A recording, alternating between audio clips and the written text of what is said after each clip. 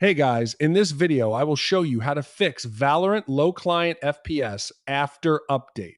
All right, let's begin. First, right click the Start menu and open Device Manager. In Device Manager, expand Network Adapters. If you are using a Wi Fi connection, find your LAN adapter, right click it, and select Disable Device. If you are using a LAN connection, do the opposite and disable the Wi Fi adapter instead. This prevents conflicts between network adapters that can cause FPS issues after the update.